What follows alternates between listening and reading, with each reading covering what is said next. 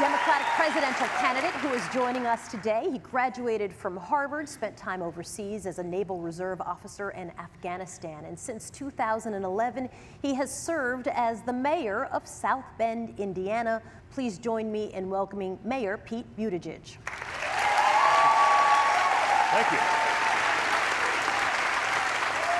There's a lot of evidence that voters want to hear specifics. When polled by the Black Economic Alliance, the survey found that 75% of Black Americans said that they would be more likely to support a presidential candidate as long as that person had a clear plan on advancing economic opportunities for Black communities. So walk me through your plan specifically for Black Americans. Right. So I think that in order to truly speak to Black America, we need to be working across a number of different areas in which we see structural inequality that has persisted in a way that won't just take care of itself. So the philosophy of our plan is that you can't take racist policies and replace them with neutral policies and expect things to get better. We need to be intentional.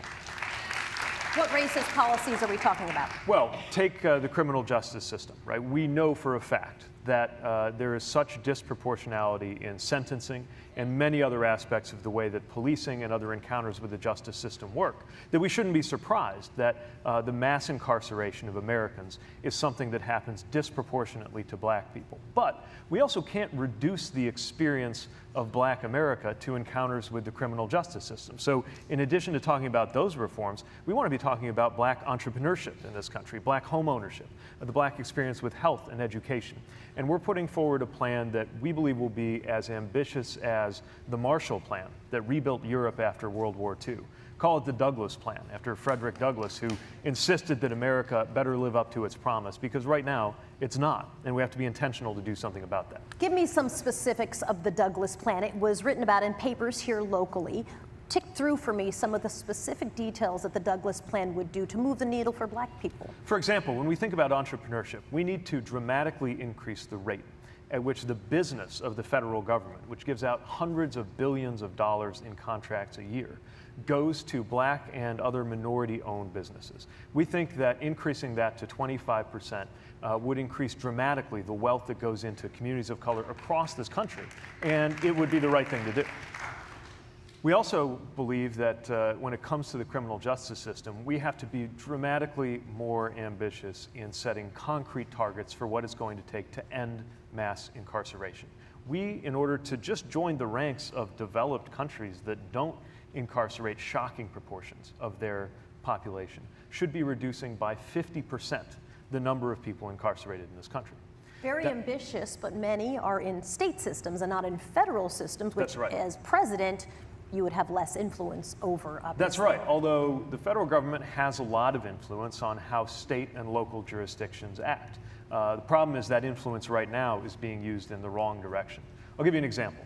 The only time I've heard from the Department of Justice of this administration on the subject of interacting with our local government, local police department, was that when they sent me a letter threatening that we would lose the grant funding that we use to help keep our communities safe unless I promised to involve our local law enforcement in immigration. We told them what they could do with that letter. Did you lose the funding? What's that? Did you lose the funding? So the cities are suing and winning, and I believe we're going to get the funding without having to sign up for a promise that is immoral and inconsistent with the way the federal government ought to interact with local government. So that's what you don't do. But what you can do is have a carrot and stick relationship between the federal government and the states that starts with just leading by example, because we do have a federal prison system. We do have federal sentencing, and that's where we can start by ending mandatory minimums. Incarceration is a solution for possession. Lead by example and show states the way, but also provide the kind of assistance that would help states do the right thing. For example, there are a lot of cases where we have alternatives to incarceration through things like diversion programs, drug courts. One of the main reasons that we're not seeing more people diverted isn't that no place wants to do it, it's that there is such a backlog of even being able to get access to that alternative. And so people instead wind up, because there's simply a shortage of the ability to have these diversion courts up and running, you see a shortage of people able to take advantage of that and more incarceration. The federal government has to be an ally to communities that want to do the right thing, as well as providing the oversight for communities that are failing to do the right thing, whether that is around policing, incarceration, or any other issue in the criminal justice system. You talked about entrepreneurship, and we have a woman who's an entrepreneur in the audience, and I was going to ask her if she would ask her questions. Smerelle Nicole Brown owns us restaurants in town. Will you grab the mic and stand up for me and ask your question of Mayor Pete? So beginning our first location 10 years ago, my mother, with even a decent credit score, was turned down by several lenders. And I've learned through experience that entrepreneurship is a lifestyle and mindset. What proactive programs will you implement to assist Black business owners in learning about protecting their credit scores, breaking the scarcity mindset, and wealth creation as well as legacy building? May I add on to that? Sure. If you're working in the Black community, that's often considered for a bank a risky strategy, and so already you're going to have a problem getting a loan. That's right. And first of all, congratulations on your success in building enterprise. But it is not something that we're making very easy right now as a country. And it is hard enough, frankly, especially in your sector, in hospitality, to make it without the added barriers that so many entrepreneurs of color face. We know that there are a lot of issues with the way credit scoring and credit assessment is done right now that add to this kind of inequality. And I'm very worried, living in an era when more and more of this is going to be done by algorithms and by big data, that we're going to automate inequality by failing to be intentional about how some of these algorithms pick up structures and systems and attitudes and assumptions that are already racist in nature. So we need to look wholesale at how things like access to credit and scoring of credit work to break down racial bias in them. The good news is the same tools that can perpetuate bias can also help us find it. They can help us analyze where these credit tools got it wrong, mistakenly and unfairly classified a Black entrepreneur or an entrepreneur with a Black customer base as higher risk when that actually had no bearing on how successful their business was going to be. You've spoken very openly about your struggles at times to reach Black voters. Why do you think that is, and what are you going to do about it? Well, a lot of it is because I'm new on the scene and I'm not myself from a community of color. And Black voters I talk to, frankly, feel burned and taken advantage of by politicians in both parties who come along making lavish promises, taking a vote for granted, showing up just before the election. And so as far as what I'm doing about it, part of it is making sure opportunities like today and others that we are engaging with Black activists, with Black entrepreneurs, with Black voters and Black leaders to talk about what an agenda for Black America is really going to look like. Some of the pastors I remember back home, we're about 25% African American in South Bend, never could have become mayor and certainly never could have succeeded without a strong relationship with our Black community. And I remember a pastor saying to me early on when I was getting started, everybody knows how to come to church just before an election. I want to see what you do afterwards. And I think there's that feeling more generally. So that's why we have to have an authentic encounter with people everywhere we find them, and of course present the substance of our agenda, the policies we're trying to get through, but also explain the values that those policies come from.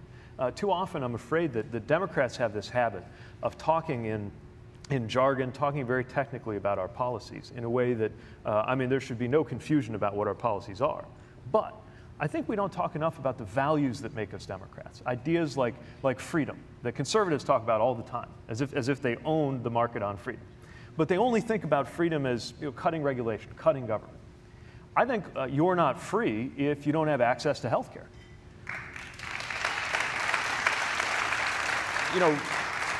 Freedom means economic freedom. Freedom, in my view, means women's reproductive freedom, and men need to be twice as vocal about it.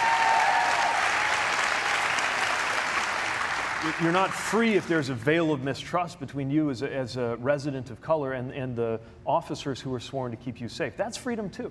It's not just something you can achieve by tearing down government. And so talking in terms not just of policies, but of values, freedom, security, democracy, faith. I think that we also need to establish that God does not belong to a political party. So I'm going to make sure that we do everything we can to reach everyone we can with that message and invite people to help shape this campaign as well, I hope, as to support it. One thing left off your list was education, and I'd be curious, you've said you don't support free tuition. What is your strategy for dealing with debt that is crushing so many young and not so young people who are trying to pay off their student loans? Yeah, we're right there. Chasten and I as a household have six-figure student debt, so this issue is personal for me. That could be interesting if you become president to also be writing checks to the government to pay off your student loans. Yeah, we'll be doing that. And there are a number of steps we need to take. Some of them are on the back end for families like ours that are facing student debt. If you can refinance a home, you ought to be able to refinance your student loan. It's common sense. We also need to face the fact that there are a lot of for-profit colleges that have taken advantage of people. And when we talk about debt relief, we should start with the colleges that would have failed. Of course, this administration got rid of it, but the Obama administration set a clear bar for these for-profit colleges and the ones that were simply not delivering value. The colleges that failed that test, you should have your debt forgiven because they have turned the Department of Education into a predatory lender, and we got to put that right. Now, that's on the back end. On the front end, we got to make it more affordable to go to college for the next generation. And that's why we need to double Pell Grants. And this time, let's actually tie it to inflation so we don't have to go back to Congress every time. Why don't you support free tuition? I do support free tuition for low and middle income people who are first, often the first in their family to be able to go. But I just don't believe that all of us, especially low-income people, should be paying to cover the very last dollar, even for the child of a billionaire going to a college. I think if you're a child of a billionaire, you can take care of yourself, and you ought to be able to pay some tuition.